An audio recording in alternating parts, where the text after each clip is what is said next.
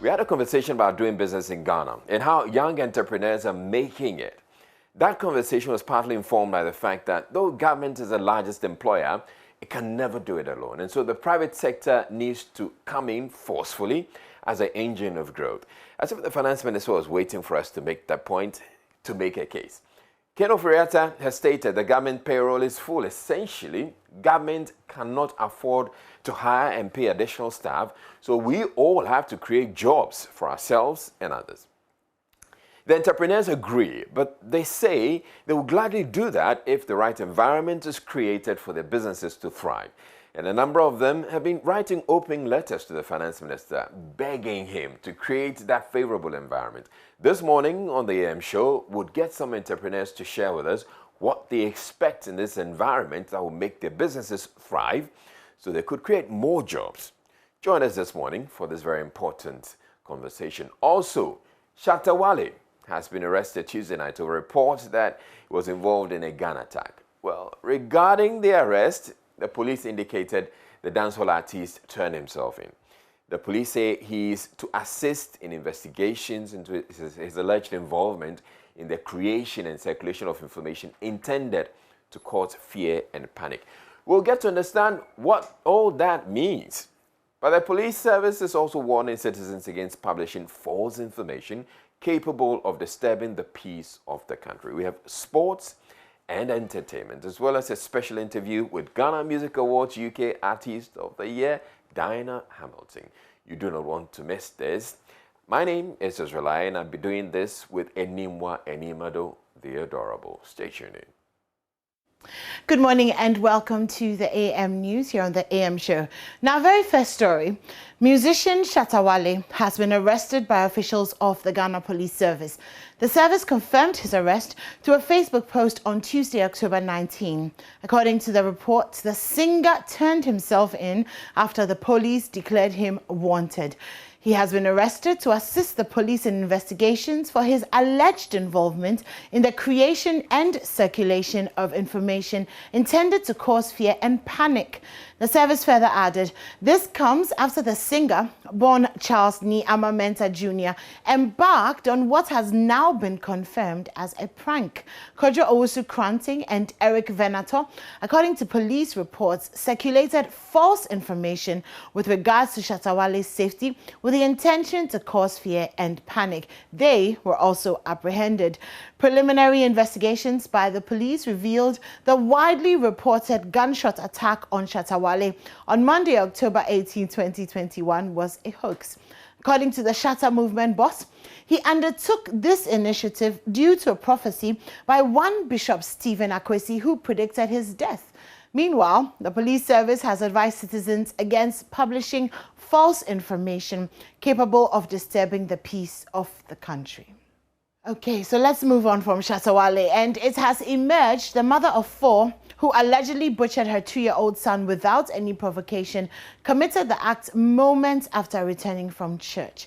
Police say 30-year-old Hannah Ekwia Efriye inflicted machete wounds on the head and lower abdomen of her son in the presence of 3 other children.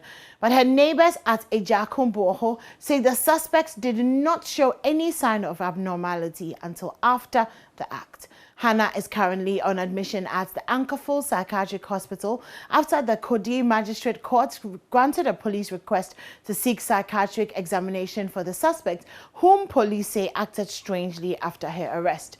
My colleague Ohiming Teria, who visited the family house at Ejakumboho, reports the children who witnessed the murder are yet to receive any psychological care.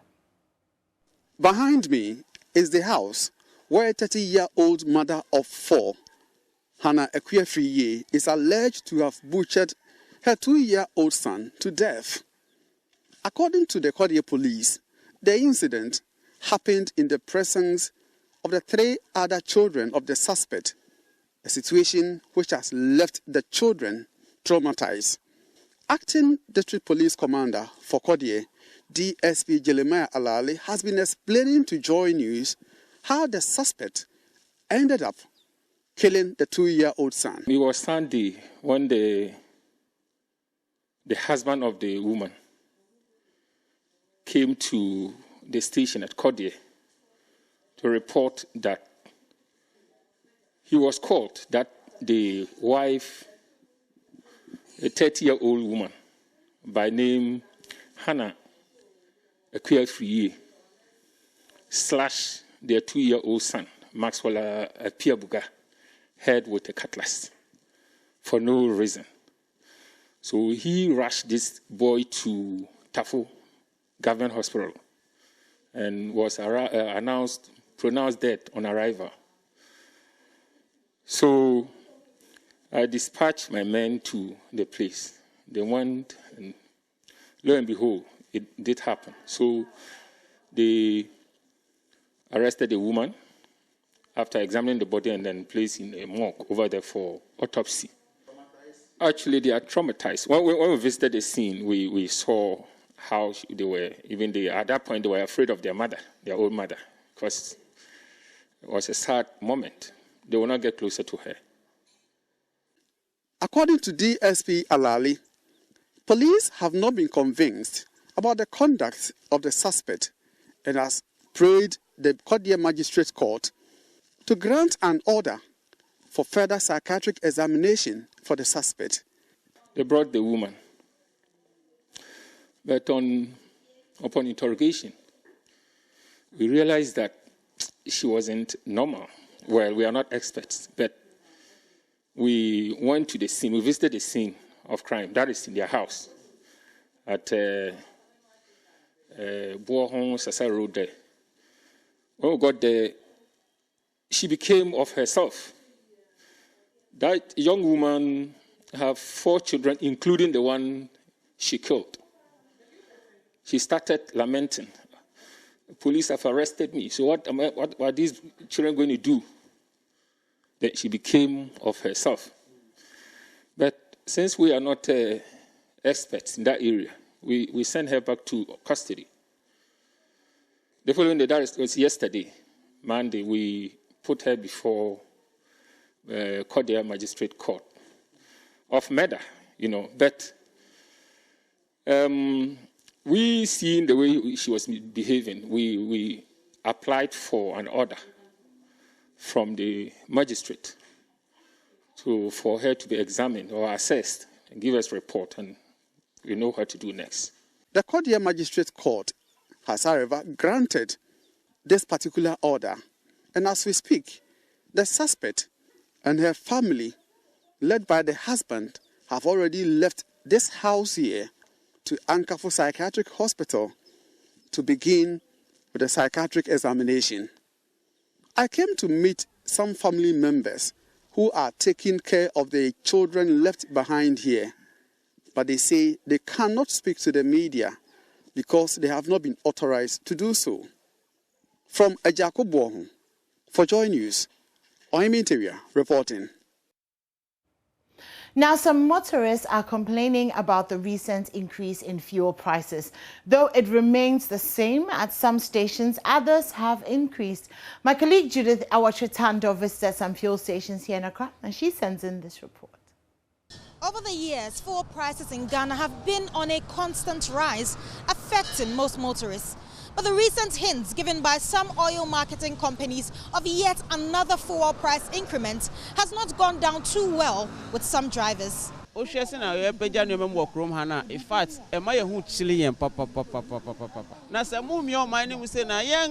increment on most products in the country has made life difficult for the less privileged. The percentage that comes from the increase in the price of fuel largely goes to those in high places, and the government should look at reducing the prices.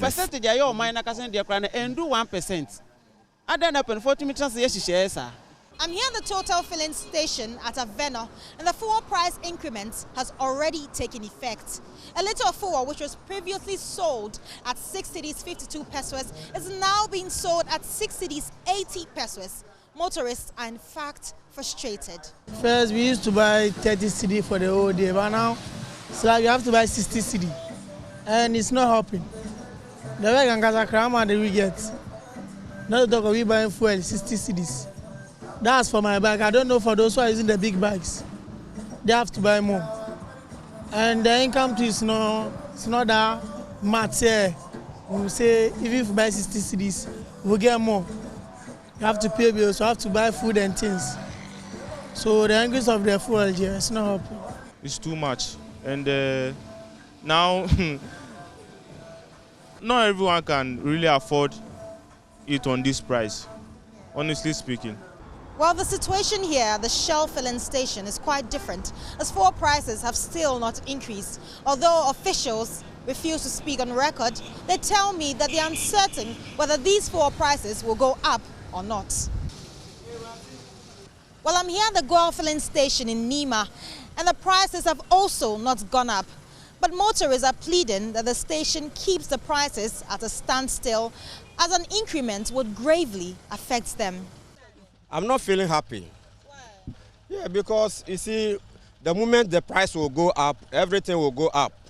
Prices of foodstuffs, and everything. So we are pleading or we are begging. They should maintain the prices as at now. You understand? Because things are not moving on well. Honestly speaking, as a country, we feel it, the increase, because I don't think all of us will go to go. Sometimes we go for another company to buy from the oil company. So I think it really affects some of us too. But we appeal to them. So far as we are the customers, we appeal to them so that they don't increase it. Reporting for Joy News, my name is Judith Awatre Tando. Now, Chief Executive Officer of the Oil Marketing Companies Association, Kwekudria Ajiman, tells Joy News all fuel stations will be aligned by the end of the week. Okay, let's move on now. And a 400-acre land at Gomwa Fete within the Gomwa East District of the Central Region is fast becoming a replica of the old onion market at Agbogboshi. In July this year, Greater Accra Regional Minister Henry Korte supervised the relocation of onion sellers to Ajay Kotoku after decades of failed attempts. As their old site undergoes development, Joy News checks have revealed that some of the onion sellers are now occupying part of a 400-acre piece of land off the Winneba Highway. Manuel Kranting has more from Dominase, which is fast being overtaken by trading activities. And when I started this, everybody thought, oh, it cannot happen. But please, read my lips. Nobody is going to come back here. It is done.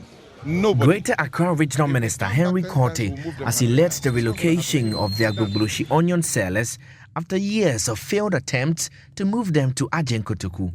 Indeed, they will not return, except some of them will find another spot at Gomwa Fete off the Winneba Highway to resettle.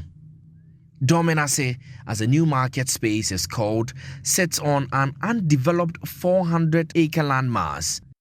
Deputy Mankrado of the Achimpim traditional area, Emmanuel Kumsin, explains how the land was allocated to the traders. The Onion Sellers Association, they came to this man called Dominase Sariki, and they lead them to Omayene Achimpim Traditional Council, the president, and he welcomed them mostly. So he cited this very portion that is Blair here, there's nobody is occupied, and they gave them 40 acres. 40 acres? Yes. For the onion market alone? Onion market alone. So the land is almost 400 acres. We have timber market here. We have rubber association, a big vast land, 20 acres for them. The timber, 10 acres for them. And this onion market, 40 acres for them. And plenty people are coming. Spare parts dealers association is coming. Fish dealers association is coming. He speaks of plans to develop an ultra-modern market square on the land in the long term. We are having investors, those who are coming to invest this area for that. They are from China. Okay. They are coming to develop, to start from the hill, as you can see over there. It's almost 400 acres here. Okay. So they will start from the top there and develop down to the road side. So when they reach here, they will let the women, the traders will go and start from there and complete it. But as more people find their way to the market, so do trading activities increase there.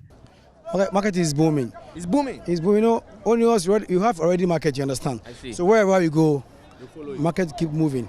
This is despite its proximity to the highway. Ali Fari speaks for the Onion Sellers Association. Yeah, people get, I think we got about 6 people knocked down. That's why we got this thing. We wanted to put it by the road so that, the drivers can even a little bit slow down, so that they can just get a little bit slowed down when they get here. Because a lot of people doesn't even know that there's a market. We talked to the assembly, but we need authorization from the assembly so that we can put it by the roadside. And just as we spoke, another trader got knocked down by a speeding taxi. The taxi just knocked her down right now. That's what I'm talking about. We really need the speed ramp right here.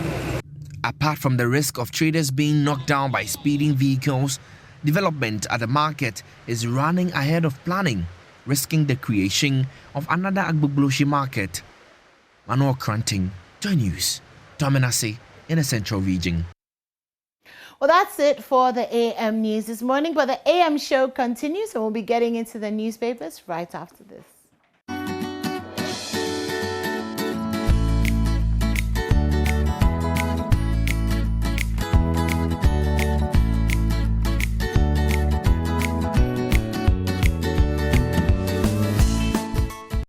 Or the young entrepreneurs, what's your burning desire? Your burning desire may probably be the favorable conditions you need so that you can create more jobs, so that your business will thrive, and then you can create more jobs. You can make more money, become a billionaire, and want to go to space or something. Yeah, so take Ghana to space. That. Wouldn't that be something? Yeah. Launching a space rocket from. I don't think we'll see it in our lifetime. But or make a lot of money, and then you decide that, okay, you're going to get me the Toyota Prado. The Prado that I've been talking about and bargaining with all this while. Oh my God.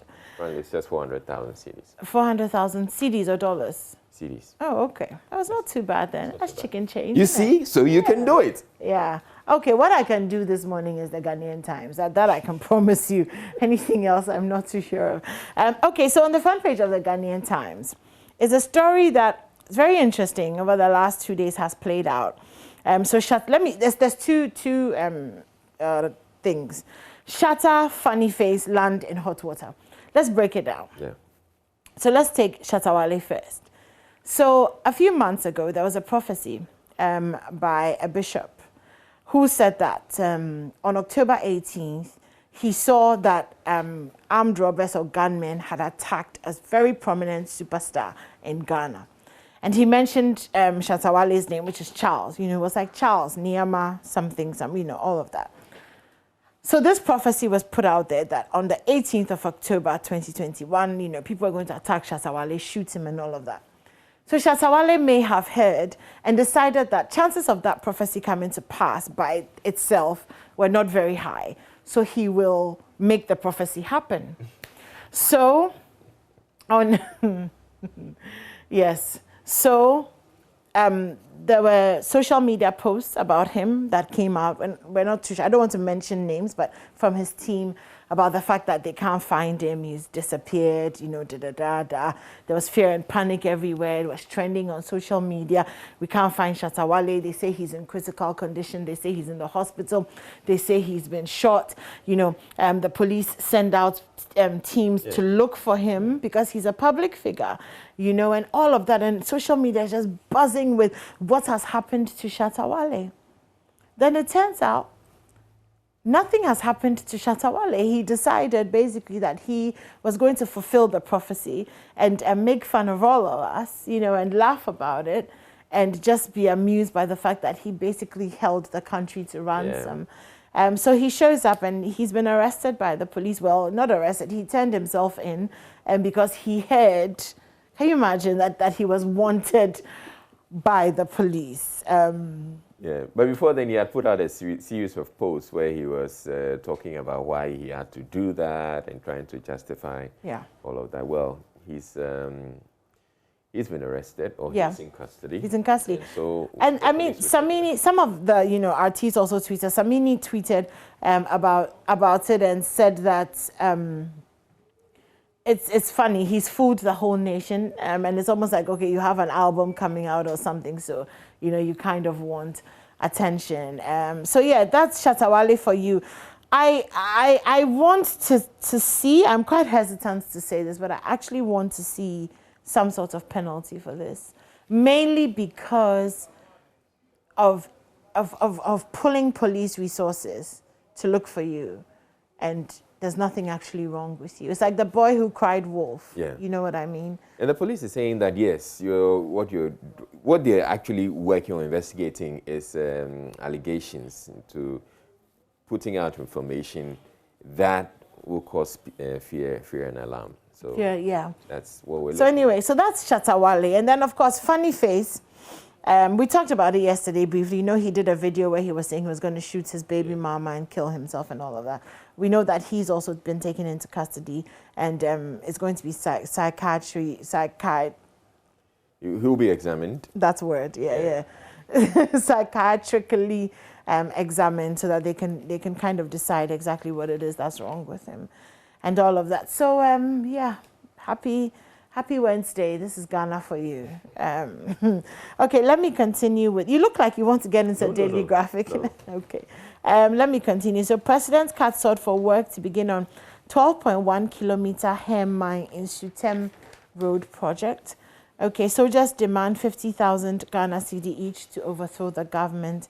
Prosecution witness, that's according to prosecution witnesses. Government is to inject $2.5 billion into security intelligence over the next 2 years. That's Mr. Albert Kandapa. Polish PM accuses EU of blackmail and law row. And let's move on. The issue of LGBTQI, whose right is right? COVID-19 and breast cancer. NDC blames government for fuel price increase. MMDA is asked to run development-focused budgets. So yesterday, Sami Jainfi was speaking, and this is about NDC blaming the fuel government for fuel price increases. And now NDC has blamed the government for the persistent increase in the prices of fuel products in the country and urged it to take urgent steps to reverse the trend. The NDC are saying that life has become unbearable for Ghanaians under the government with the introduction of new taxes. And loved the conversation that we had with you guys about how, you know, fuel prices are affecting you. And we hope that something is done soon because it has such a ripple effect when the fuel prices go up. Okay. Center spread. President cut short for the work to begin on that road. 7-member AESL board inaugurated in Accra. And Housing Ministry draws plans to address current housing deficit. So Francis Asensu Boache, who's the Minister of Works and Housing, has hinted of plans to develop a framework that would absorb cost of land and other infrastructural services key in the provision of decent and affordable housing as government strives to address the current housing deficit. Now, this is a conversation we've been having since before I was born, which was a very long time ago. And we kind of hear the same thing from every Minister of Works and Housing that comes. And yet we don't really see anything being done apart from houses being built very far away from Accra, which are now sitting desolate and empty and basically rotting away. So it would be interesting. We pray for the anointing to bring change on Francis Asensu Boache's life. We pray that God will infuse his words with power so that he can actually do what he's saying that he wants to do, because honestly, we're tired of hearing these promises made and all of that. Okay, construct bridge on Garu-Gadbiri Road at Tempane to return life to normal. Remember that because of the rains, some of these communities were totally cut off from life outside of those villages and those communities. So they're waiting for their bridges to be fixed so that they can return to life as normal. Okay, Afajato district to embark on $5 million tourism development program. So the Afajato South District in the Volta region is set to embark on this project as a matter of priority. That's according to the DCE. Okay, economy's relatively strong performance is due to homegrown policies. That's the governor of the Bank of Ghana. Mobile money has improved the efficiency of transactions. Again, I'm the governor of the Bank of Ghana. And yes, mobile money has improved the efficiency of transactions. It's so easy to pay for everything. Yeah. You know, water, light, DSTV. You know, you go to a salon, you can pay with mobile money. You're buying wache, you can pay with mobile money. You know, toza fee, whatever you're doing. You know, once you're loaded, you're fine. What you won't be able to do at the end of March 2022 is use your mobile money. If you have not gotten your Ghana card and you have not registered your SIM, so y'all better make sure that you're on that beat and you're doing that. And then maybe one of these days we'll do a few rounds at the registration centers and see how that's going. But we'd love to hear from you.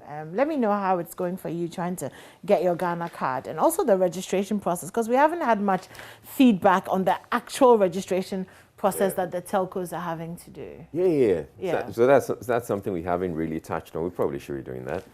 Yeah, okay, I'm almost done. Atlanta test for struggling United.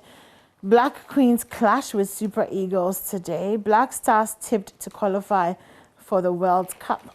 And on the back page of the Ghanaian Times, fishing trawlers in bumper harvest after closed season.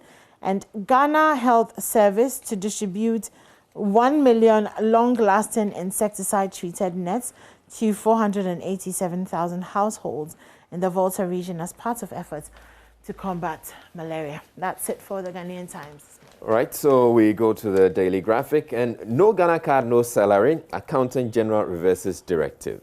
So this directive where the Accountant General was saying that by December 1, if you haven't registered or have a national ID number, you're not going to be getting your salary. The Accountant General Controller and Accountant General has reversed that.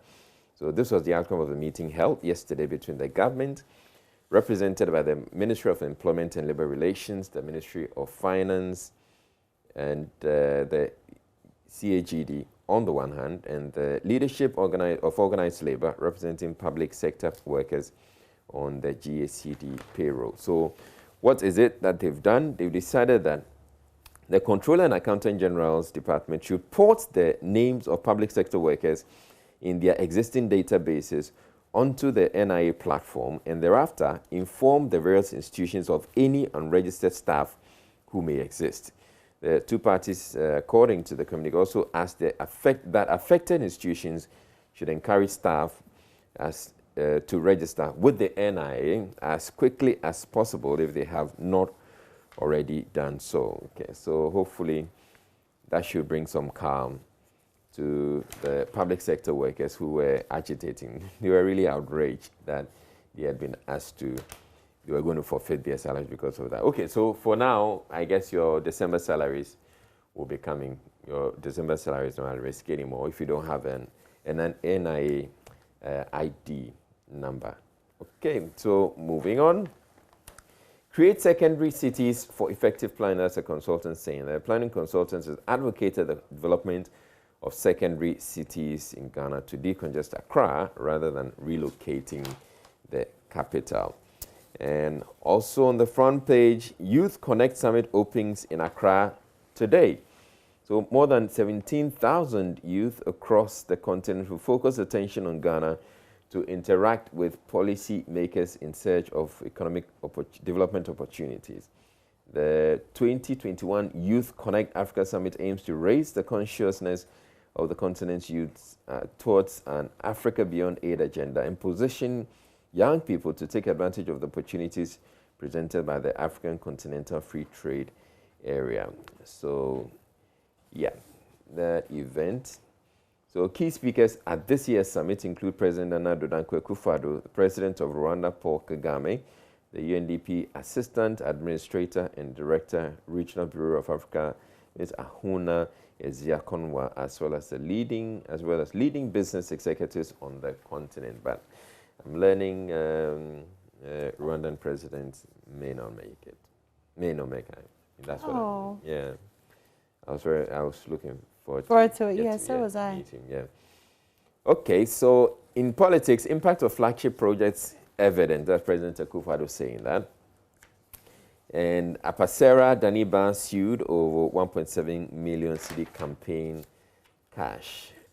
Tout achievements of the NDC, former President Mahama is urging NDC MPs. And he says, we have done a lot for the Volta region and we'll soon do a lot for them because we know they have always stood with us and do not take their support. And we do not take their support for granted. Okay. Then, well, trained dogs beef up security. So you see, a photo of the police K9 unit and some police women with the dogs, and it looks really cool. Let's show it to them. I think what I love about the photo is one of the photos that was shared by the Ghana Police Service on the social media handles, and this was my best one because it featured the women with the dogs. Nice. And they're cool. Yeah, no, it's a really nice picture. I think somebody tweeted and asked why we don't use local dogs for some of these things. Yeah, you didn't see that? I saw that. Yeah. I mean, these are beautiful. They look like German Shepherds, Alsatians. You know, so they look really strong and really good. But I don't see any, you know, the ones that only understand gantry. I posted a photo of, I posted this photo, and somebody came and said, as for the local dogs, all they are good at is barking at witches. Barking at what? At witches at night. At night, I know, right? Seriously. That's a good one. All right, so also still, continue with the daily graphic. In regional, NCC makes Edukrom a Bonting Domhene cultural ambassador. In the center spread, additional $2.5 billion to be expended to retool security agencies. Okay, that's a lot of money. So the government is to expend an additional $2.5 billion for the retooling of the security agencies, including national intelligence agencies in the country. Okay, I guess probably that's where the money for the K9 units is coming from. Okay. Abandoned road projects in Central Region will be completed. President has given that assurance. Aggrieved law students appeal for admission to GSL, the Ghana School of Law. So when in 2020, some 1,045 candidates passed the entrance exam, they were all admitted owing to the ingenuity of the GSL, which had to introduce a triple track system. And the law students who were denied admission, the 499 of them, they say they're staging a demonstration. I think they should. They should definitely go all the way. Red Wednesday. Yeah. 4 remanded for plotting to kill family head. Oh. 4 persons have been remanded into police custody for plotting to kill Mr. Timothy Ebo Esando, the Asuna #1 royal family head of Agona Kwenyako in the Central Region. And they've listed their names here. Businessman fails to meet 6.34 million CD bail conditions. Okay. All right, moving on. In education, philanthropy supports Nyinesin MA Basic Schools, and National Science and Maths Quiz goes to Kumasi. Yes, so, we had that conversation 2 days ago. Yeah. Then the grand finale is going to be on November 5. Government explores use of pension funds for mortgage. Okay, that's cool. That's something that EcoBank has been talking about, and they're making it available for people. So, okay, so I'm learning that. So I see here, they say the Daily Graphic is reporting that the grand finale is going to be on November 5. Okay. I think the November 5th is for the preliminaries. So and then the actual, November 26th. Okay, cool. So November 26th, so you know. Okay, and moving on. Let's see which other stories are there in the Daily Graphic quickly. Otherwise, we just do sports. No, we won't do sports. It's 53. No, sports on there. Oh, okay, we have time. Yeah, that's what I meant. GSS identifies disparity in access to essential services nationwide. So it's a report that has been put out by the Ghana Statistical Service based on the 2021 population and housing census. There's quite a bit in there. 93% of rural residential clusters nationwide and 38% of urban areas do not have a facility providing financial services. Oh, but they have Momo. Well, Dr. Bamia says Momo is a bank account on your phone. I see. Okay. So everybody has Ghana Statistical Service. You have to go and look at your thing again. 50 individuals, organizations honored at Ghana Shippers Awards. Let's go to the sports and then the back page. So in sports, Falcons, Queens clash today, and the back page, Middle Belt Development Authority inaugurates 5 projects at Banda And Shamat District bans clay mining. That'll be it. Okay, so just going into the Daily Guide briefly. On the front page, death prophecy, pastor arrested, scared Shatta Wale hides. Funny face for busted, and Mahama goes after chiefs. Okay, so let's do a quick overview of the international stories. Haiti kidnappers demand $17 million for missionaries. North Korea fires missile into waters of Japan. Liberia president rewards 18-year-old who returns lost $50,000. And Ecuador crime wave triggers state of emergency. Some entertainment this morning. Funny face busted over social media death threats. And Marvel confirms a new release date for Black Panther Wakanda Forever. So we know that they reshuffled the release of some of their new titles, but some of the titles, which include the long-awaited Ryan Coogler-directed Black Panther sequel, Wakanda Forever, Doctor Strange, Thor, Love and Thunder, will now release a few months later than originally scheduled. So principal photography for Wakanda Forever kicked off months ago with major stars from the original film spotted on the set in Atlanta. And you know, the thing is, Black Panther, you know, never be the same without Chadwick. Yeah. You know, he was just everything. He was everything. May his soul continue to rest in peace. Tiwa Savage's alleged sex tape leaks, that's been all over the internet. The last few days, yes, for news and quality assessment purposes. I saw it very briefly. No, come on, hold on. For news and quality assessment purposes, you saw it. I mean, with the quality of the story being told, so that we know what they're saying. Yeah. So I saw it very briefly. I think about 12 seconds or so. You know, but the thing about Tiwa Savage, and let's talk about sex tapes and sex videos for a second, since you brought it up. The thing about this particular incident, and she spoke about it before it came out, before that sex tape came out. And she said, you know, yes, I was having sex with my boyfriend. We decided to have fun and make a video. It leaked somehow, and people are calling me to try and blackmail me and asking me to pay money. I'm not going to pay money because I refuse to live my life in this, you know, cocoon of fear. Yeah. So let it come out. It's fine, because basically, you know, we all have sex, something we all do. I did it, mine is out, you know, whatever. So that was the position that she took, which I think in this situation was probably one of the best things that you could do, is go out ahead of it and say, I'm not going to be blackmailed and stuff.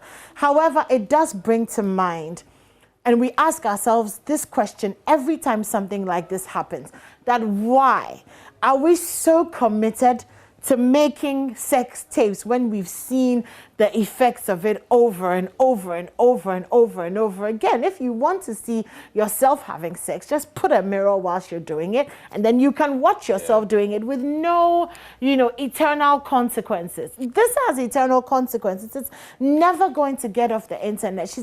Her kids are gonna grow up and they're gonna see it somewhere, you know. And so, can we just be a little bit more circumspect, you know? And I agree. But then, anyway, we have this interview with Anna Hamilton coming up, and she mentions that a bit of that in passing about how these artists should be handling them. You got Diana Hamilton to talk about sex tapes? Not sex tapes. I mean, about the way artists. Oh, Israel has lost his way. We need deliverance. Oh. We didn't talk about sex tapes. How did I miss that? What was I doing? We didn't talk about sex tapes. Okay. Israel didn't talk about sex tapes. But back to the sex tape issue, the two servicing. You said you've seen it. Is it actually like they having sex? Yes. I mean, she having sex with someone? Yes. Really? Yes. So there are two parties involved? They require two people for there to be, yeah. Okay, can I get to see it too? Yeah, sure. No problem. Okay. On the back page of the Daily Guide, FIFA boss joins biennial World Cup campaign. New Edubiasi sign Lille win, and Man City places €80 million on Raheem Sterling. That's it for the newspapers. I think we're going to dive straight into my JoyOnline really quickly. My JoyOnline. Straight away. So my JoyOnline, Shatta Wale arrested and over hoax. He looks so pleased with himself. Yeah. That picture. So excited. Okay. Anyway, let's get on to the other stories. I'm on the run until this country shows me there are laws. So this was a post he put out before he was eventually arrested. Pastor whose prophecy triggered Shatta Wale's fake shooting fiasco arrested. Shatta Wale could be charged for publication of false information, just Justice Abdullah. We'll also be getting into it to understand exactly what this is all about. Minority calls for rerun of confirmation processes for some MMDC nominees. Transgender is a mental health condition. That's an expert saying that. NSMQ 2021 St. Thomas Aquanan, Simfansipim, Agri Memorial, Bogatanga, SHS and others contest in prelims. Ekufado's denial of promise to build harbour in Cape Coast is shocking. Abeku Adams, an MP for Tamale Central, reaffirms minorities' commitment to pass anti-LGBTQI+ bill. Asks Ekufado to make stance clear. Okay. All right, that's it for my JoyOnline, and that's it for the newspaper review here on the AM show. We're going to take a quick break, and when we come back, Muftal brings you the sports. Of course, the show continues. Don't go anywhere. We promise you a really good one.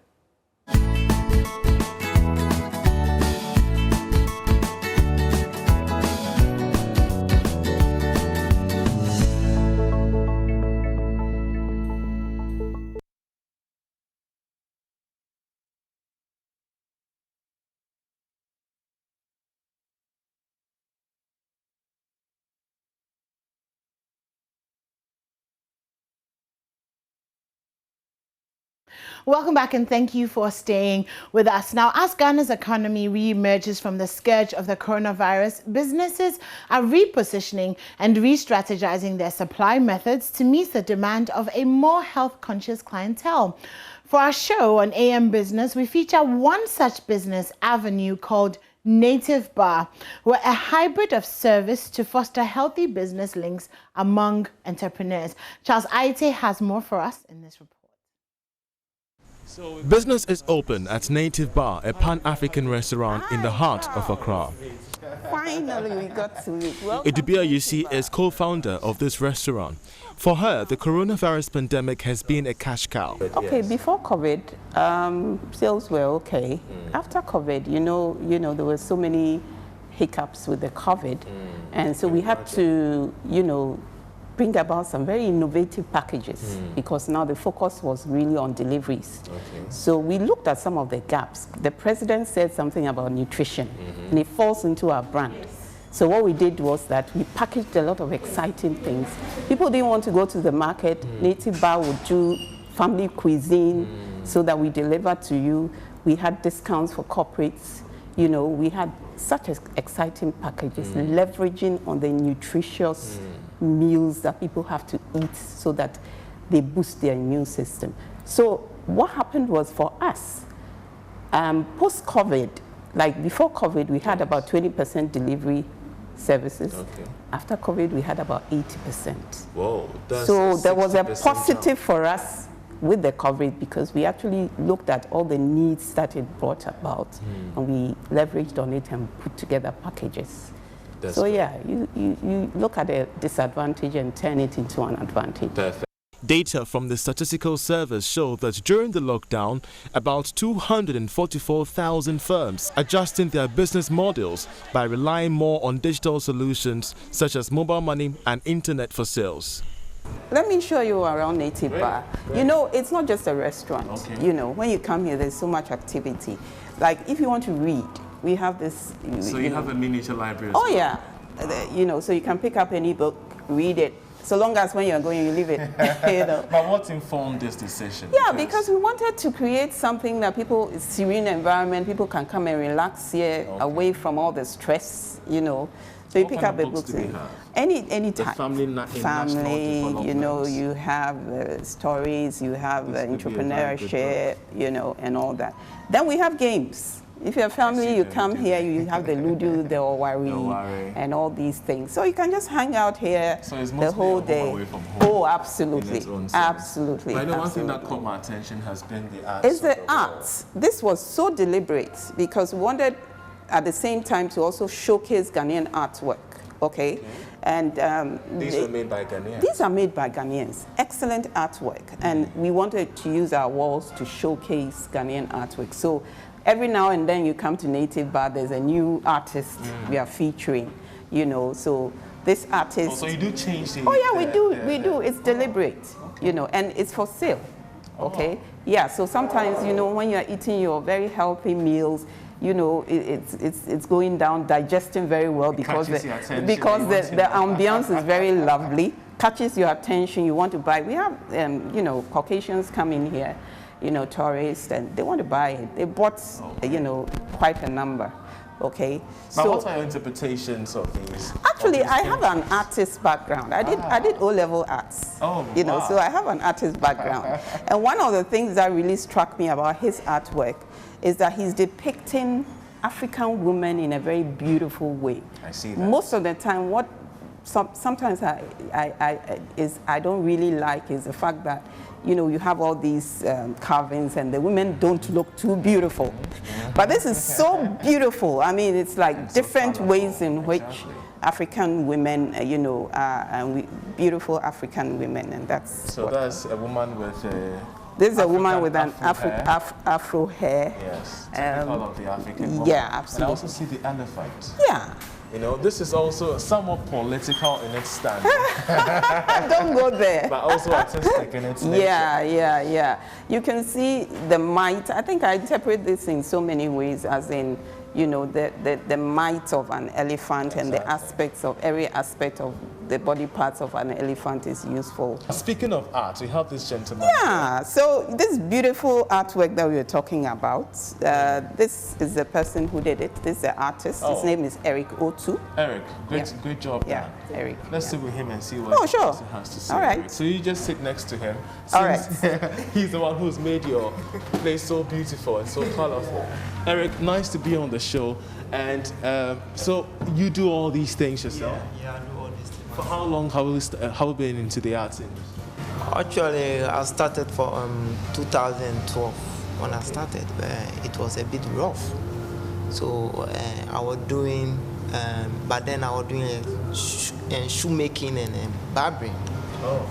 To get the colors, because the colors is not, it's a bit expensive.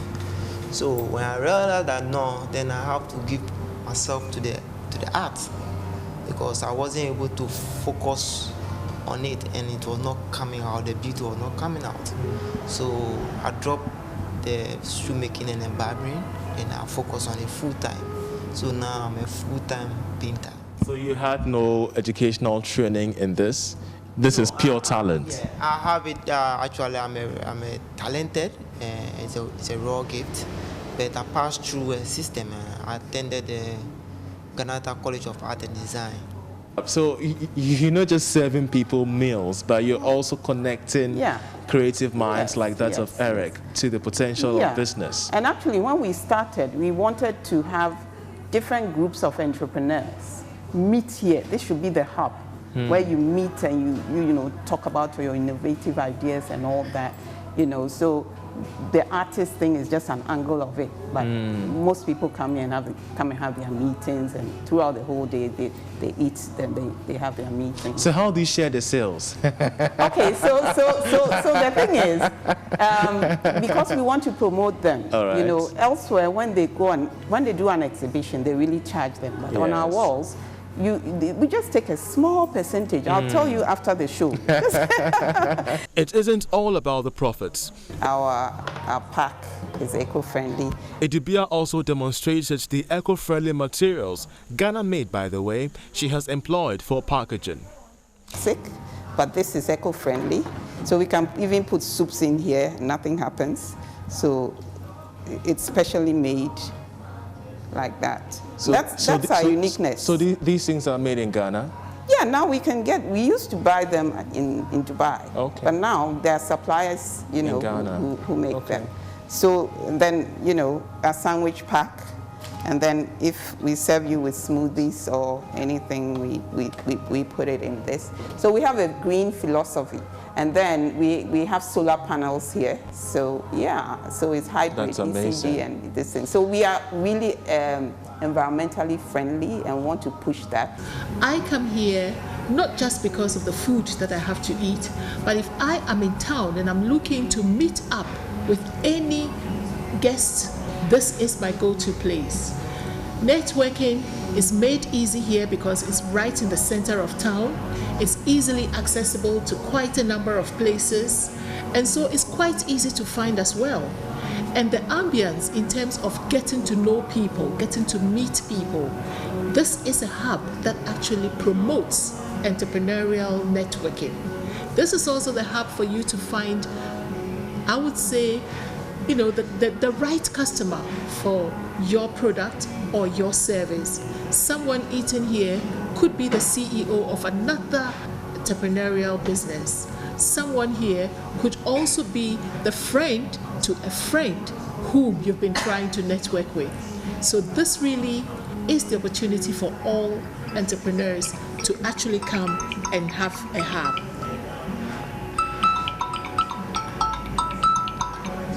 Like I said, I'm actually meeting a guest here.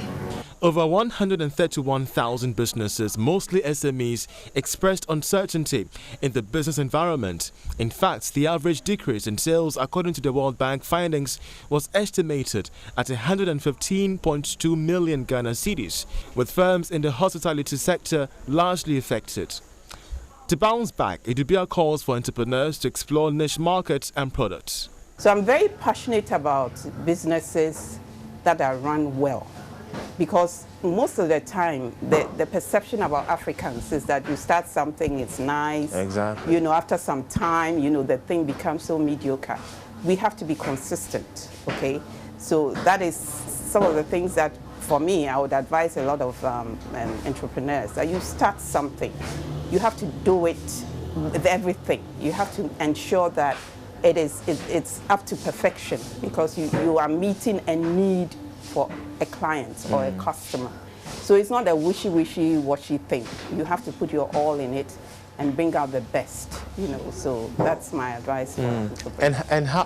And how come most of the module business plans, end-to-end business plans that appeal to the current moment? Because we've spoken to you, we've seen the massive things you're doing. It is a restaurant, yes, but the interconnectivity, the business interlinks within this space speaks much about the need for innovative business ideas amid a pandemic. So what kind of advice do you have for SMEs coming up who have experienced their fair share of COVID-19 and would want to restructure to fit into the demands of the times?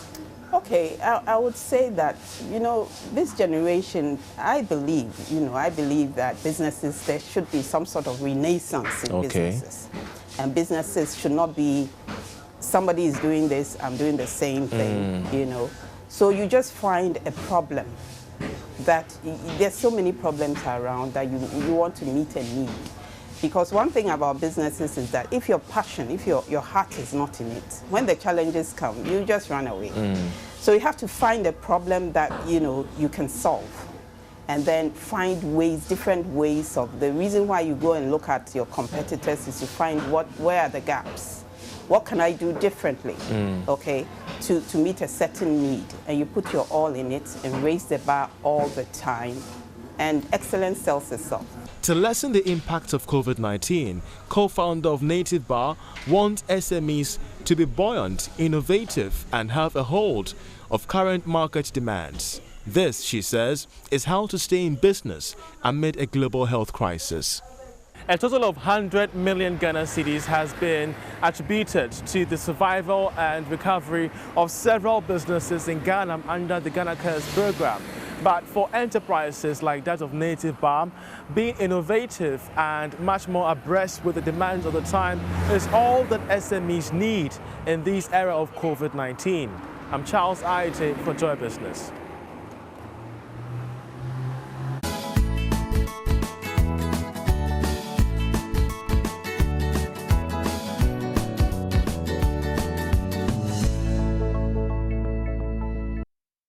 All right, so time now to get into our main conversation on the AM show, which has to do with doing business in Ghana and how young entrepreneurs are making it. That conversation was partly informed by that conversation which we had last week was actually informed by the fact that though government is the largest employer, it can never do it alone. And so the private sector needs to come in forcefully as an engine of growth.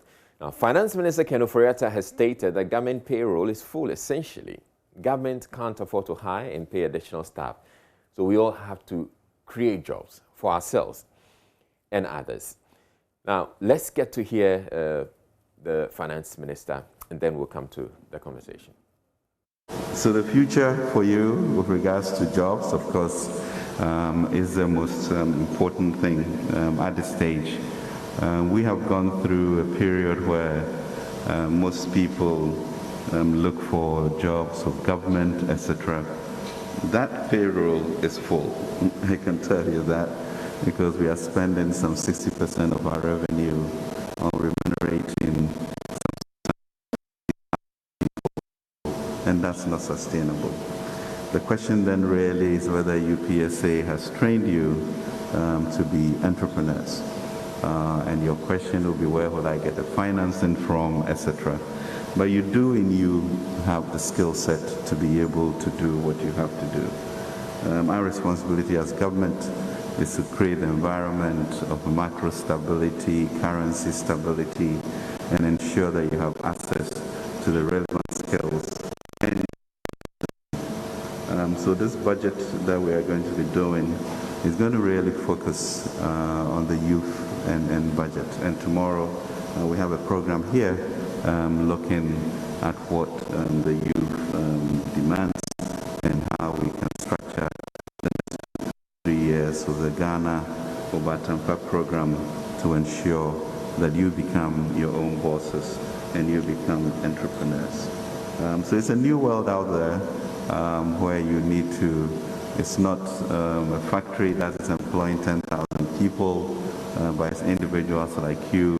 All right, so the entrepreneurs largely agree, but they say they will gladly do that, or as in create the jobs that they're talking about, if the environment is right, or the right environment is created for the businesses to thrive. And a number of them have been writing open letters to the finance minister, begging him to create that favorable environment. One of them is Lord Anthony Bassing of Incas Diagnostics. So that's his letter that you can see on the screen right now. So he goes, "You're absolutely right. It is unsustainable for government to continue to employ the increasing numbers of graduates being churned out from our universities. You're also absolutely right. Entrepreneurship and the private sector is where the focus should be. However, not everyone can be or should be an entrepreneur, and certainly not everyone wants to be one. The onus therefore lies on existing companies to employ more people to reduce the numbers. It is, however, extremely difficult to do business in Ghana. State institutions that should help these companies grow see them as cash cows and would harass them out of business. Taxes and levies are killing Ghanaian small businesses. It makes it difficult to employ a lot more people. Please give incentives and tax breaks to Ghanaian businesses and tie them to employment, and you will see several companies rise to the occasion. Let me make a deal with you, sir. Incas Diagnostics would have 39 full-time staff by the end of October, and we can increase it to within a year and 200 within 3 years. We don't need money, sir. We just need 3 things to make it happen. Give us import duty waiver. We import about 95% of our raw materials, and the charges are outrageous. The savings we'll make for import duties, can pay for at least 10 full-time staff for up to 4 months. Please give us import duty waiver and we'll employ more people. Tell GRA EPA to leave us alone for at least 5 years. The official and non-official charges can also pay salaries. 3, I know this is going to be more difficult, but Charlie, can you do something about the cedi depreciation against the dollar? Or can you give us a setting arrangement so that we buy the cedi at a certain value for a while? The depreciation of the cedi makes it difficult to plan and set our prices. A stable currency can make us employ lots of people. So, dear sir, we can promise 200 employees in 3 years. If you can do this for us, do we have a deal? And he signs off, yours faithfully, Lord Anthony Wihibetro Bassing, a very worried entrepreneur.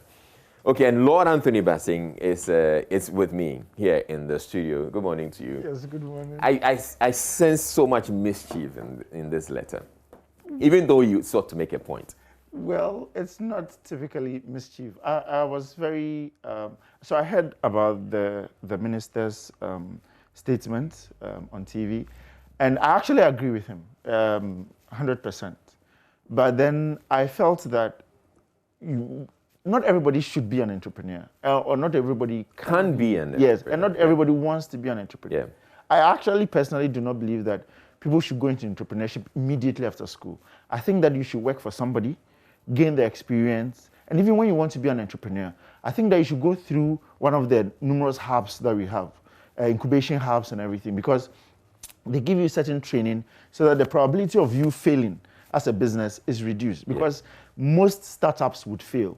And so when you go through that process, the training and all of that, Ghana Tech Lab and all of those places are very good. So they'll take you through that. So I felt that the best will be for existing companies to employ more people. Then those people can learn and then also have the experience to start their own businesses. But to be very honest, the environment is not right for Ghanaian businesses. What has been the reaction since you put out this open letter? Oh, I was actually very surprised, very, very surprised. As at yesterday, I had over 40 shares. People had shared it. I think a lot of people agree with me, and I'm here. So that is actually one of the outcomes of the letter. Yes. But has anybody reached out to you at all? No, nobody has. Do you get the sense that you kind of like turned you and the other entrepreneurs who are writing these open letters, so you've kind of turned the heat on the government? Well, I wouldn't say so. I think that genuinely, probably the government wants to help. But then when you have so many entrepreneurs and so many people who want so many things, it becomes difficult to know what to prioritize. Right. And that's the context in which I wrote the letter. We don't need money. We just need certain things to be made right for us. All right, so there's been a response or a reaction of a sort coming from government. So on the Ghana Presidency Twitter handle, they've posted this video. Let's watch that. We'll come back to you.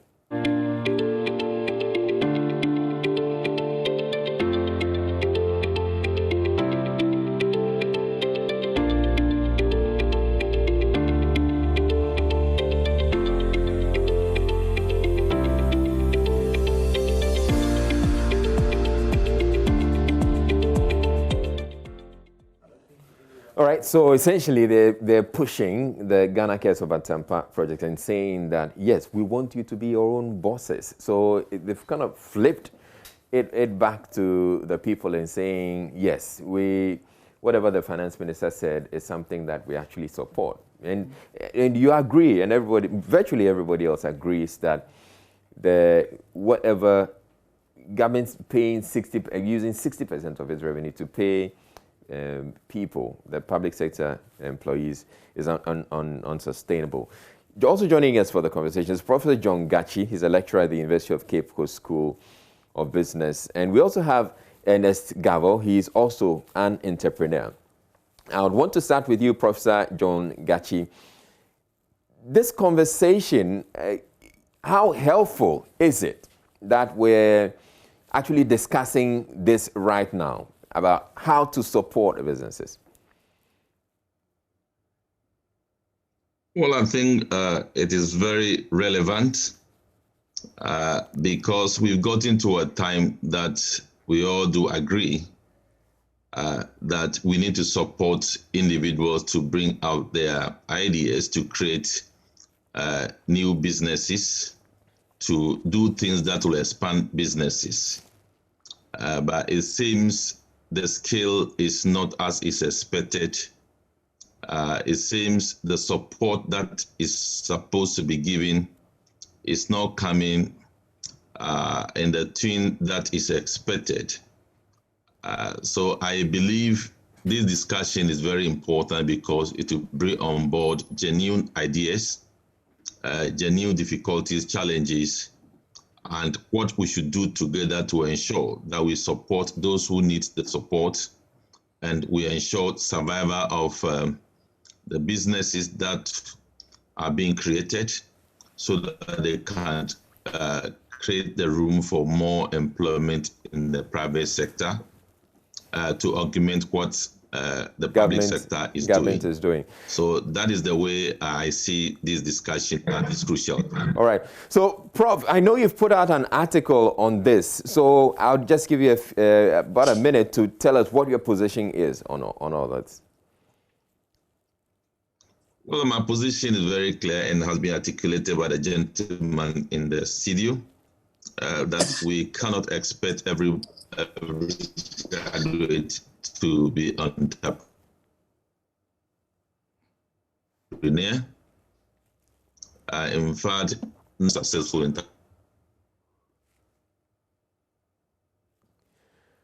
absolute alternative for employment for our young graduates is entrepreneurship.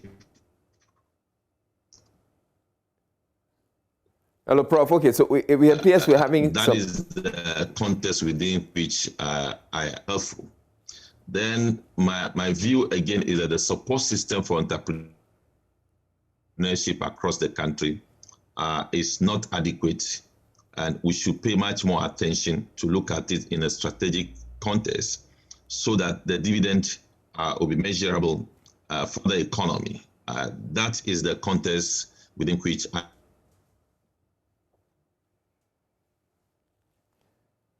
All right, so your internet connection hasn't been the best. We're hoping that when we return to you, it's going to get a lot better. But we also have Ernest Gavo. He's an entrepreneur. Ernest, I want to bring you in at this point. What do you make of all the conversations that's going on so far? Okay, thank you, Israel. I think, and good morning to Anthony. Yeah. I think Anthony has made a lot of valid points, and Prof. buttressed same.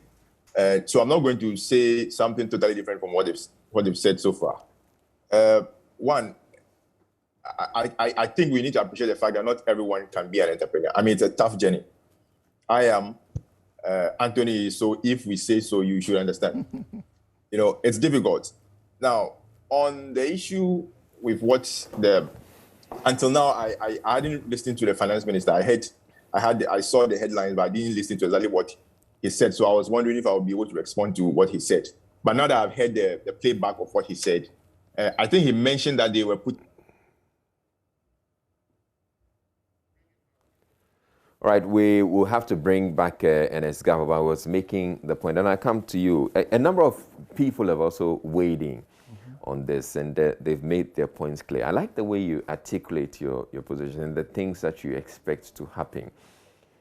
What are, or how can these interventions that you're requesting, how can they help your business? Okay, so my business, Incas Diagnostics, it's a biotech company, so we manufacture diagnostic test kits. We happen to be the only company in the whole of West Africa that actually does that. Okay. And we are one of the very, very, very few companies in Africa. The other companies are all in South Africa that actually develops and manufactures test kits. We import everything. So when I left the US in 2019 to come back to Ghana to set up this company, I knew I was going to face challenges. But the challenges are not financial. They are basically structural. When you import, recently I imported filter paper, which you use for our product, worth around $6,800 in all. I had to pay almost 22,000 cedis in charges, in import duty charges. Okay, and how do you set your prices? And being a Ghanaian company, making a million. 2,000, you're talking about more than 3,000. Yes. So you bought something for $6,000. And I paid almost 50% this thing for it. It was around 40-something%. Okay. And when you think about it, when you make a made in Ghana product, you need to make sure that the quality is even much more than the imported ones. But then you have to put in a lot more. And then you have to also make it less expensive than imported products for people to buy. This is the case. At the ports, they are making it difficult for us to reduce the prices to the extent that people will be able to buy. So what they're basically doing is killing our business. And I've complained of this on social media several times. In fact, when this happened, I posted the invoices and everything on Facebook, Twitter, and all of that. For people to just look at it, it wasn't as if I was just talking about it. It's difficult for us. And we import almost every quarter. And so, and because we are the only company doing this across it, there are no companies in Africa or even in Ghana that manufacture the raw materials that we need. So you have to import every single thing. And this is what is happening. So it becomes difficult for us to be sustainable. And by the end of October, we had 37, 2 left, and we are employing 4 more. So we are going to end up with 39 people by the end of October. And these 39 people, with their families and everything, depend on the company. So when it makes it very difficult for the company to be sustainable, then you are basically depriving all of these people of employment. And so that is why I'm saying if they remove export duties, for us, even that is the major part. If they remove export duties, we can employ more people and become sustainable.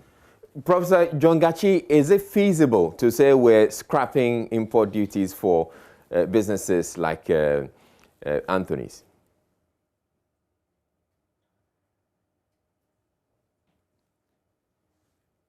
All right, we seem to be still having some challenges with Professor John Gachi's connection, but maybe let's go to Ernest Gavo. So Ernest, do you identify, or what business are you into, and do you also face the challenges that Anthony is talking about with regards to import duties? Okay, thank you, Israel.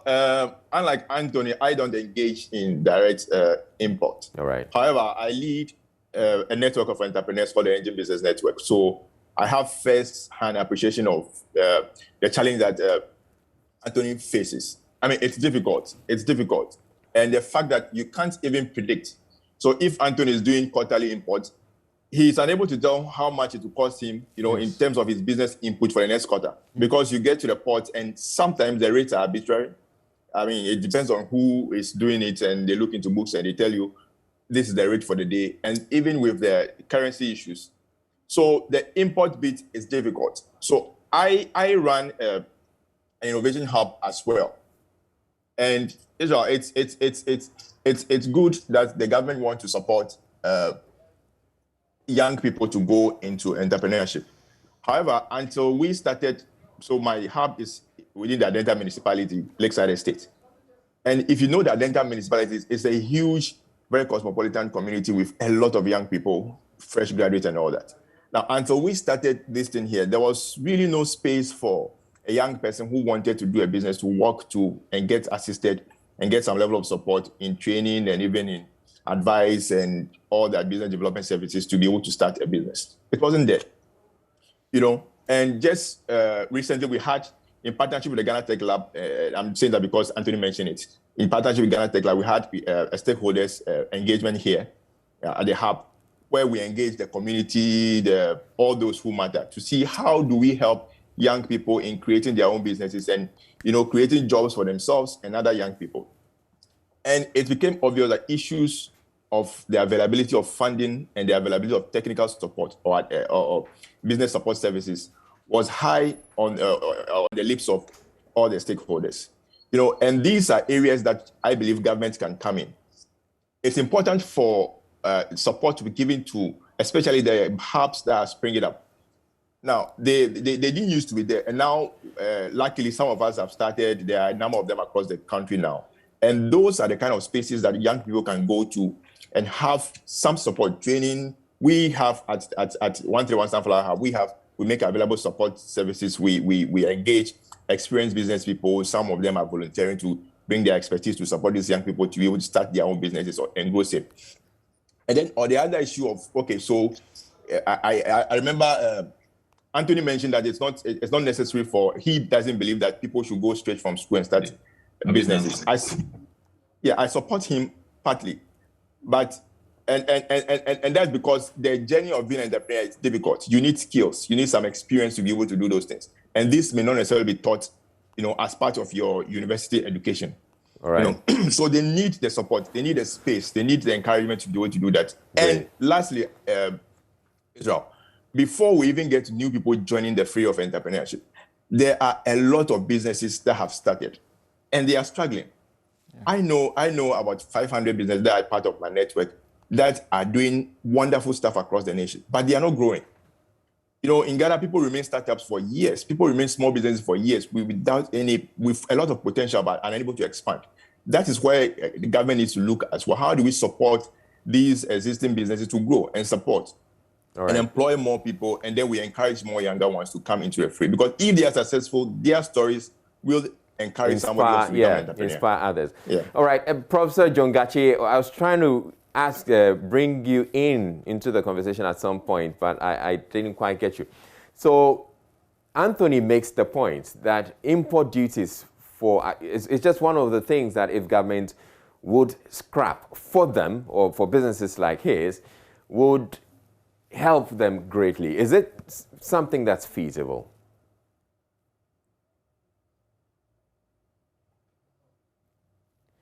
Hello, Prof. Hello.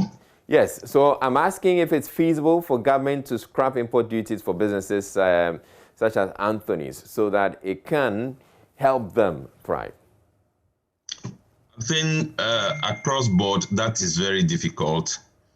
What is important is to manage the import duties to a level that does not serve as an impediment to entrepreneurs. Just as we do to our foreign direct investors, we could find a way of providing some rebates to them in terms of what duties they are supposed to pay to give them that space to be able to operate.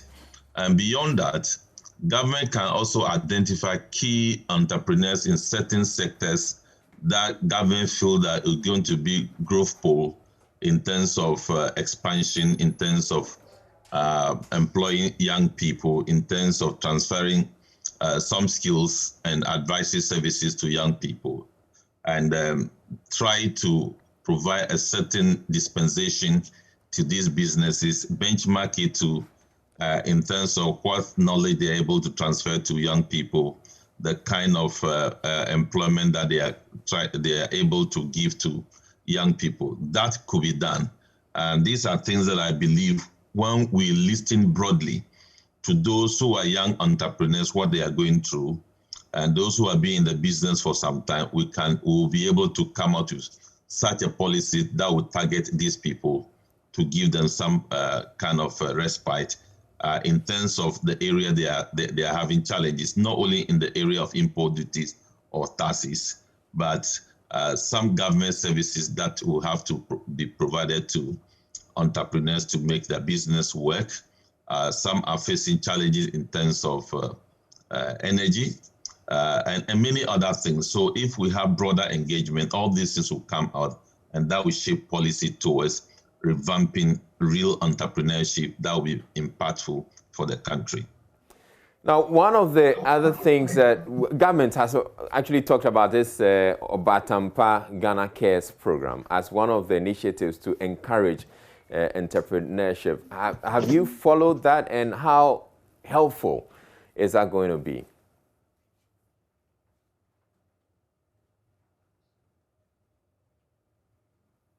Hello, Prof. All right, so we're still having challenges with Prof, but I want to put that same question to you. So Ghana the finance minister has been talking about the Ghana Cares Obatampa program. What do you make of that? So I think any program that gives support to young entrepreneurs is absolutely wonderful. Again, as I said, entrepreneurship is difficult, so any form of support is good.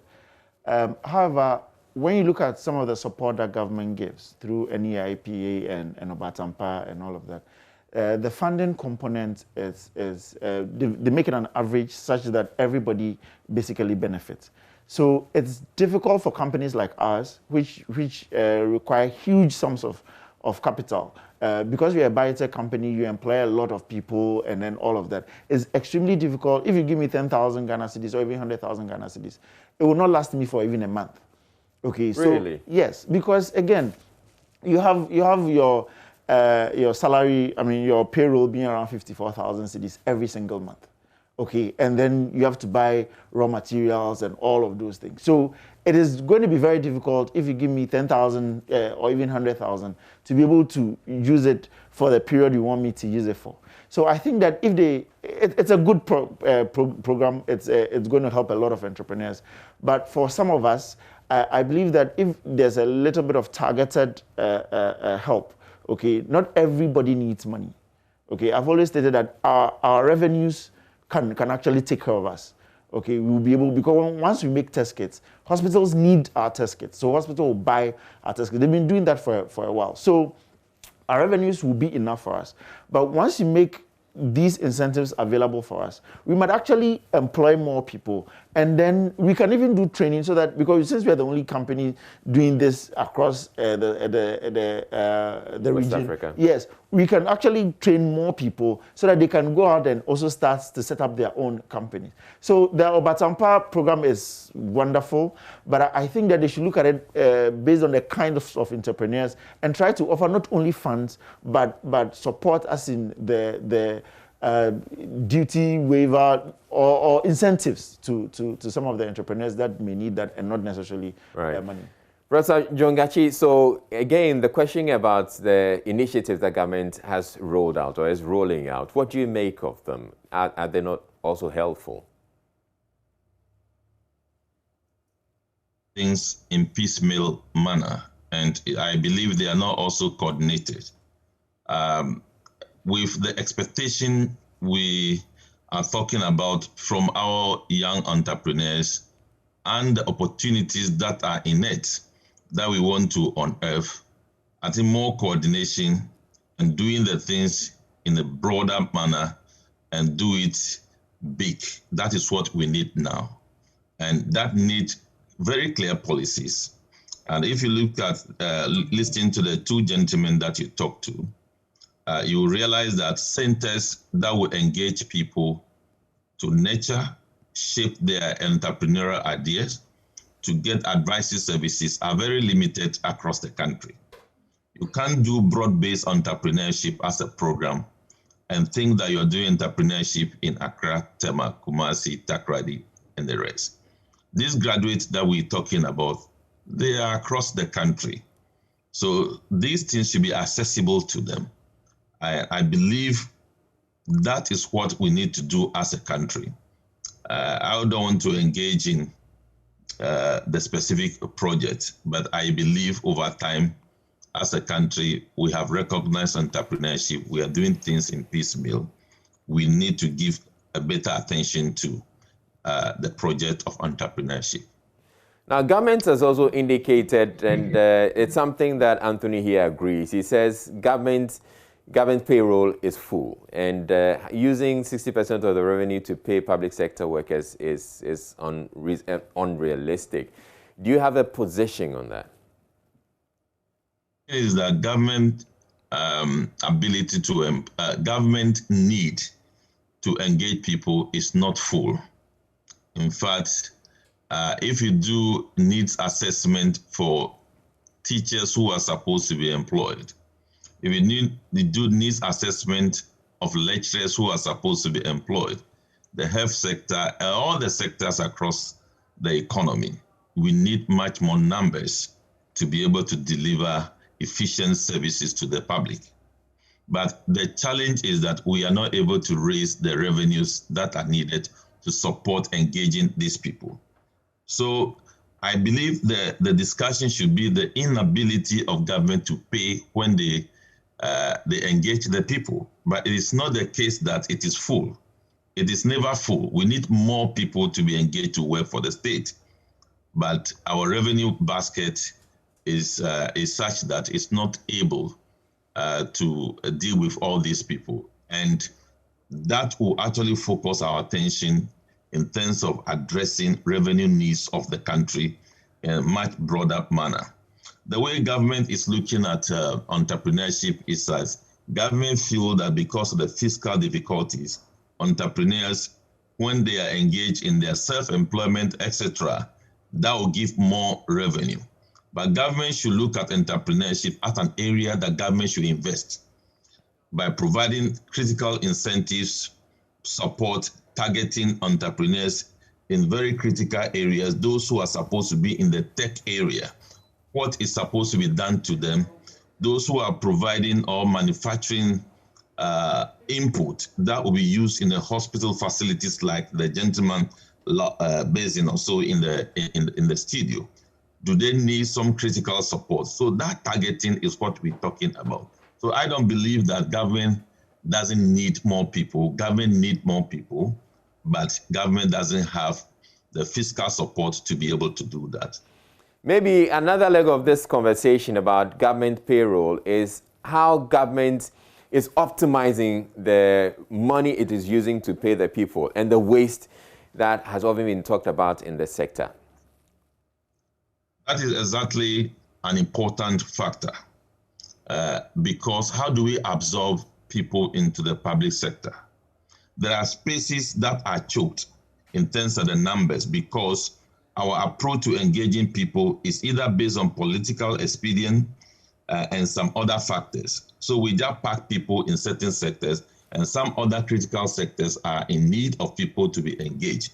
These are conversations that I believe we need to have as a people to ensure that people who will be engaged to occupy the space, to provide efficiency in terms of government services, etc., is very, very important. If not so, there is no value for the payment you are making to people who are on the payroll. And that is something that I believe we should take seriously. We are not against people being engaged, but we should engage people depending on what the analysis shows should be engaged. If an office is supposed to take 3, that is what we are supposed to take. But if we ourselves, we pack 13 there, then we are investing in inefficiency and then we are misusing the funds. All right, one other thing that Anthony has brought up has to do with the depreciation of the cedi. And it's one of the things he says it's a major problem for them. And it's also, not apart from affecting how much money is available for you to import your stuff, when you also get to the hub and you have to pay import duties, that also impacts it. I want us to have a conversation about some of these practical things and the practical difficulties the businesses tend to have. We have asked you on Facebook to also tell us what you make or what are the conditions that you think will make businesses thrive. So that's there. We have that on Facebook, and we'll be coming to read some of them. But I'd want Anthony to elaborate on using the depreciation of the cedi to elaborate how this impacts on your business. Okay, so with the depreciation of the cedi, at the beginning of the year, you need to set your prices, or you need to even forecast. So you're looking at how many can I produce, what am I going to sell, how am I going to make profit, all my fixed costs and all of that. So you start and then you make maybe 5 cedis, 85 pesos as the rate for the cedi. And so you do all your planning with 5 cedis, 85 pesos. And then middle of the year, the cedi is now 6 cedis and something. Okay, so basically all your planning is off. Your profits are going down, and that is it. But if you make your planning, even if it's 6 cedis, 50 pesos, and that's what you use to make your planning, and it's going to last for a while, it helps you with stability. It helps you to be able to plan well, know what you need to do to reduce cost and then to increase revenue.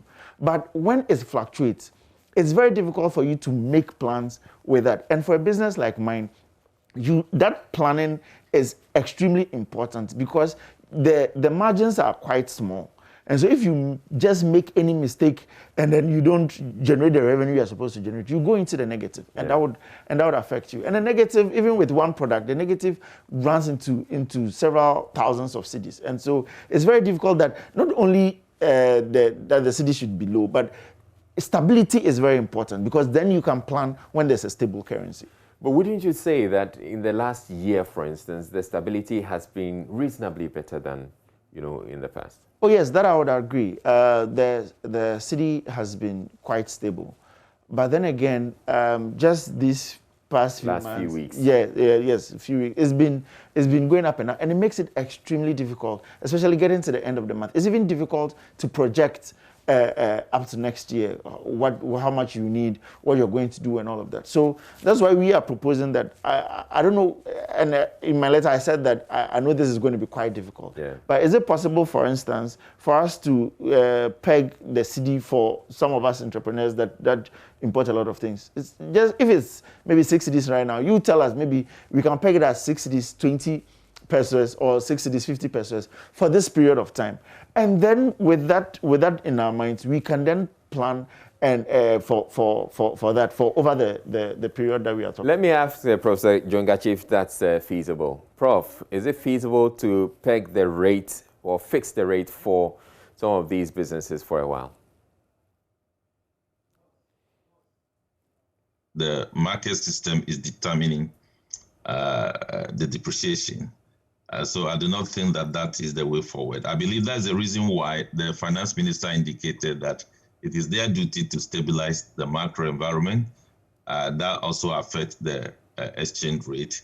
So that is what they are supposed to do to be able to contain the situation. I believe our problem largely is that we are engaging in short-term stability without sustainability.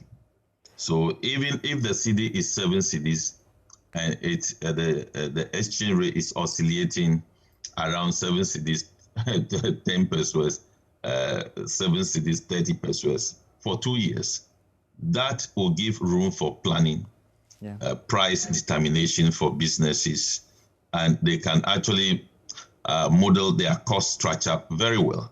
But what we're experiencing, the CD stabilizes for 3 weeks, then you see everybody trying to praise that system. And after 2 weeks, then you don't know where you're going again. So we need to sustain the short-term stability for a very long time. And that will actually give hope to entrepreneurs. And that is what government should be working at. Now, Prof, is that very possible, considering we're an economy that imports virtually everything? We're not producing that much. And if we're having to import everything, then clearly we'll demand the dollars, we'll need the dollars. And if we're requiring the dollars, certainly our CD is going to be weaker. If you look at our balance of payment records, we know where the depreciation is coming from, apart from intermittent disruption or shocks that we receive, especially from the external environment. So we know how much we are spending importing basic agricultural produce. So we know what we do when we are planning or we are formulating our agriculture policy to deal with that. So it is a matter that we have to be blaming ourselves that we've not been able to face these issues the way we are supposed to face them. So that should draw the attention of the finance minister that you don't solve depreciation only by depending on Bank of Ghana. You solve depreciation issues by also looking at your agricultural policies. And if that is done effectively, we will be able to contain some of the aspects of the depreciation cycle that we go through. And until we do that, we will behave as if it is not going to be done, but it can be done. All right, I'll come to you for you to give us some practical things that we should be looking out for or that government should be doing to help ease the burden on entrepreneurs. But Anthony would have to leave us at some point and go join the Joy SMS team on radio. But before you go, you've mentioned 3 things that you wish that government would do for you. Are there other things that you feel that government should be doing? Oh, yes. I mean, there are quite a number of things that government can help young entrepreneurs. Apart from funding and then the 3 things I talked about. Even registering a business, it's an extremely difficult process in Ghana. When you fill the form and you submit it, it can take a long time for you to get the business. A lot of entrepreneurs would have to pass through middle people to be able to get this done. If we are able to streamline some of these things. Recently, they started this online. You can fill all of them online and then later get your cut. But it's still not picking up too much. And so people still have to go through middle people and then it takes a while and all of that. So I think that the little things, being able to register a business, probably having somebody like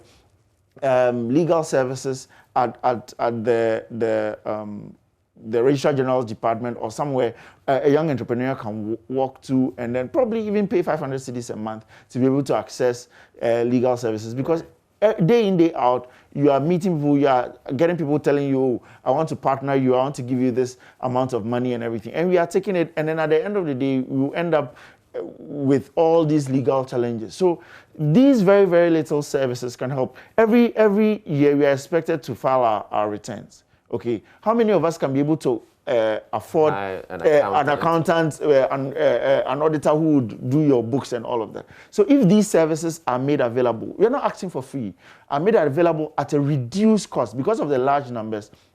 Once you have these services available, then we as entrepreneurs can make use of them, and then we'll be able to file our returns, do all the things that the government requires us to do, and then we'll be able to employ more people. So I think these very little things would go a long way to help us. All right.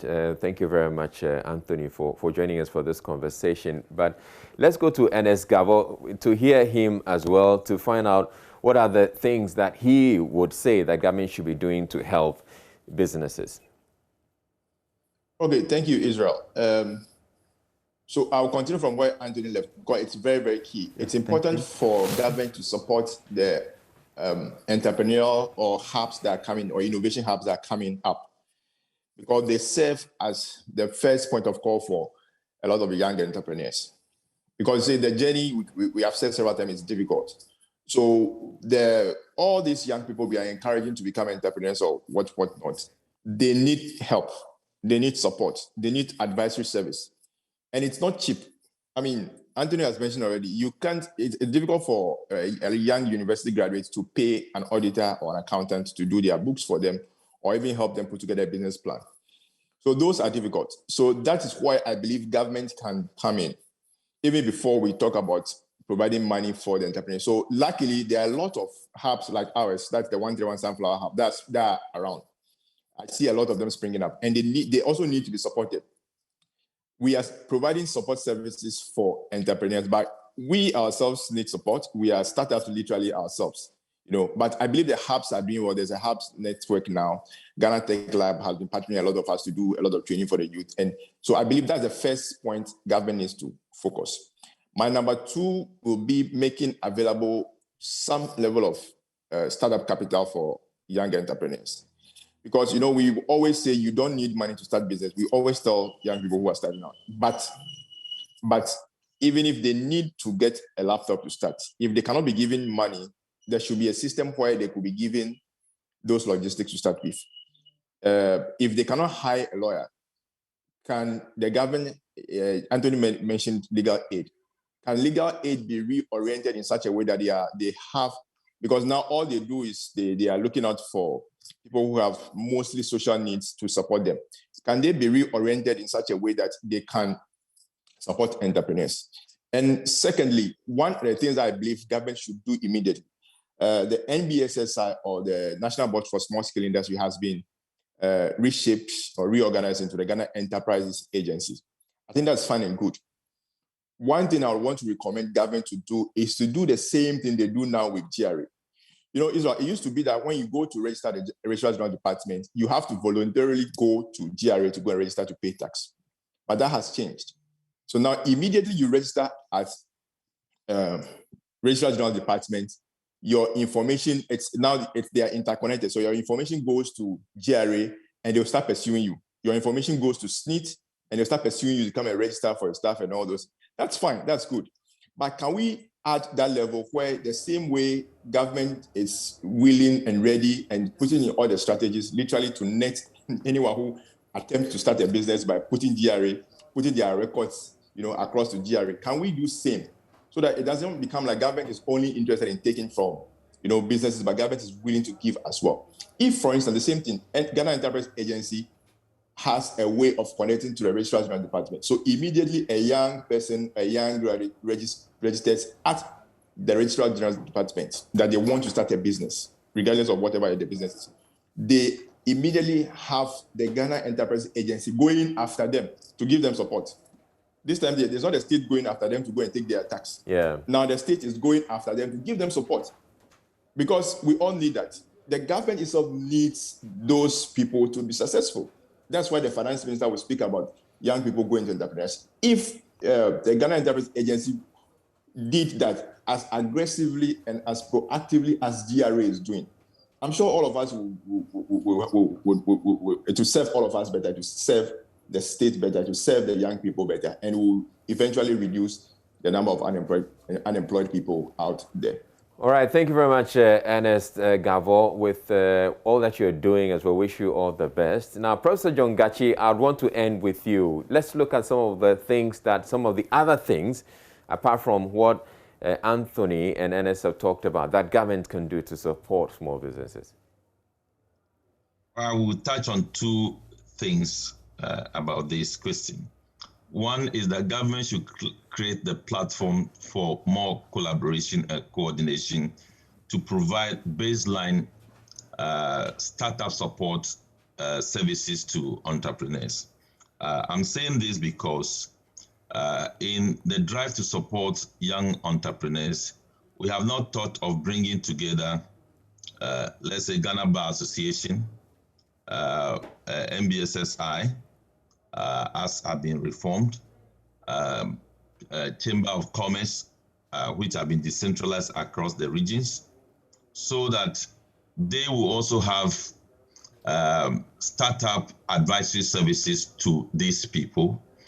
Some countries, there is a number of incubators services across the country in major towns that is accessible to these people to go in, ask questions, get advice, and move on.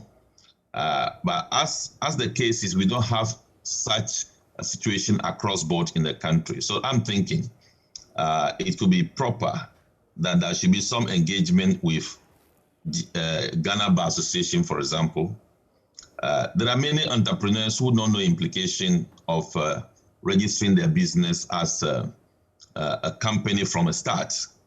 And they register their company, and within a year, all the implication of registering a company as a limited liability company begin to open up to them, and they find it very difficult to handle these things. So these advisory services from a coordinated point of view is needed so that when they start, they don't need to be paying people for these services, and this collaboration and understanding will be providing that baseline advisory services, be it legal, technical, etc. Maybe for the first 1 year, in a manner that they will not be paying, or they will not be paying that much. That is one. Then secondly, we also need to look at financing structure for entrepreneurs. Some of our colleagues there indicated earlier on that they don't need money, but indeed some entrepreneurs need money. Yeah. Some entrepreneurs need capital, but the capital base we provided, or we are providing now, is a debt. it's a bullet we are giving to entrepreneurs to kill themselves very fast. Countries that entrepreneurship thrive very well, they don't link entrepreneurship, especially at the startup level, with debt. They try to provide a range of entrepreneurial capital. Some people will call it venture capital, etc., from government point of view and from the private sector. So that environment should be created to attract private venture funds that will identify, collaborate, and support the financing of young entrepreneurs who are coming up. Then the government itself should provide a reasonable, entrepreneurial fund that will grow over time and begin to identify the sensitive entrepreneurs that are coming up, support them, so that with time, we'll get people like Facebook in Ghana, so that these people can now be the basket that will employ huge number of people.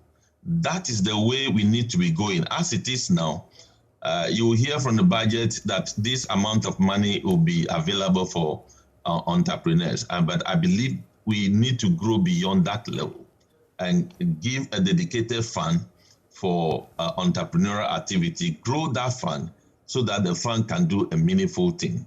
The idea that young entrepreneurs will go to get a loan from a bank, that is a death bullet we are giving to entrepreneurs. It cannot work like that. And that's not how it has worked in countries like Israel, South Korea, Hong Kong, and the rest. That's not how it works.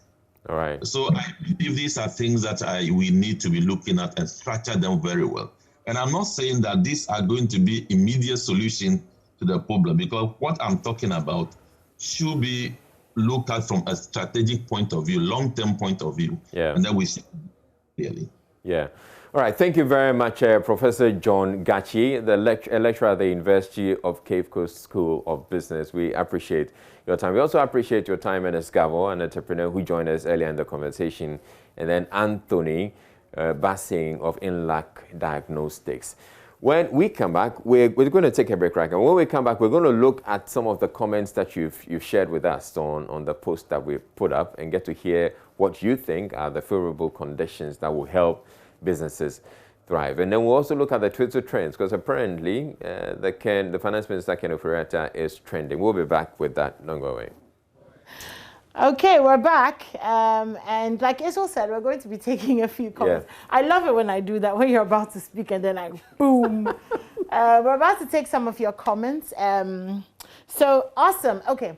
So can we have the question first? Is that possible? So that we know what people, if someone is joining the conversation. Okay. So this morning we posted on Facebook and we're asking you, Ghanaian entrepreneurs have been reacting to the finance minister's statements that government's payroll is full, and so we all have to create jobs. They say they're happy to do that, except the conditions are not favorable. Let's hear from all you business people out there the favorable conditions that will help your business thrive. And the hashtag, of course, is the AM show. So, okay, let's get to your comments. Emmanuel says, I own Kaswawachi. First of all, we have to taste the Kaswawachi, Emmanuel. First of all, let me just say that.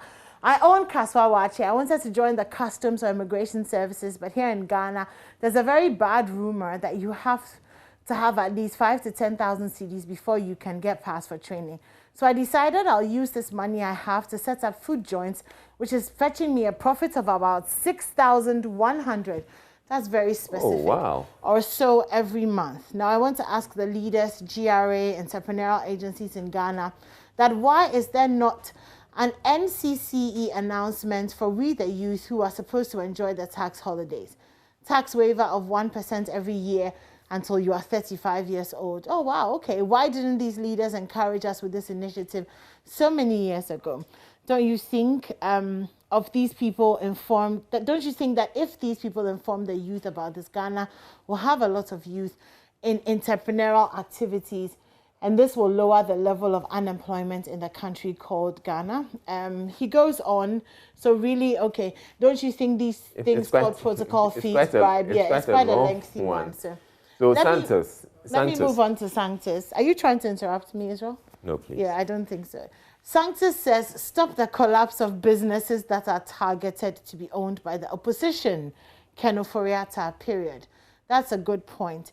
Joseph Kofi Mensah says, the successful politicians who should create the environment for the entrepreneurs to succeed are taking all the government contracts, and they're the same people who are on the big checks on government payrolls. So how can the system favor the ordinary Ghanaians if they want to become successful entrepreneurs? Sageman Opong Efrifa says, my question is simple. If payroll is full and there's no money to recruit employees, then those politicians collecting huge money from their sitting allowance, meeting allowance, among other allowance, must be cancelled and use those monies to establish businesses for the youth to get work to do. Politicians, why? Thank you so much for all your comments. We're going to end, not because we're out of things to say, but because we're going to run out of time if we don't. We're going to speak to Manuel this morning. Yeah, so Manuel Coranting is out there because those students who wanted to get into the Ghana School of Law but were denied admission about 499 of them. They say It's they are a Red demonstrating Wednesday. as part of Red Wednesday. Manuel Kranting is out there. Manuel, what can you report?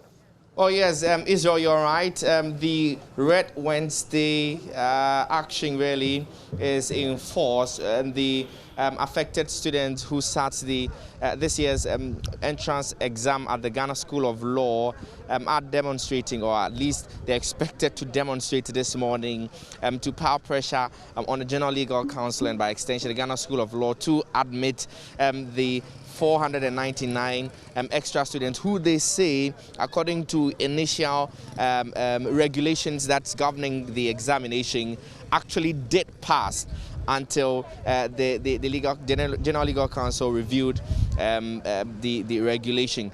The irony, however, is that the advertised 7 a.m. as a time for converging and then, of course, movement here. But it's close to 9 a.m. and we're not seeing up to even the 499 affected students here at the Independence Square. We also see a contingent, in fact, a large contingent of the Ghana Police Service in excess of about 100 men and women who are expected to provide security here. They actually outnumber the students who are demonstrating. As you can see in your shot behind me now, just a couple of them, a handful of them, holding up their placards with various inscriptions, including the GLC is not above the law, remove the repeat policy, legal education is not a family property. And when law faculties teach the professional law course, there will be no backlog or annual disappointing LLB holders. Let me just speak to this gentleman. He has been leading the team here. Just briefly, how is this the number that is coming for your demonstration? Okay, this is not the actual number.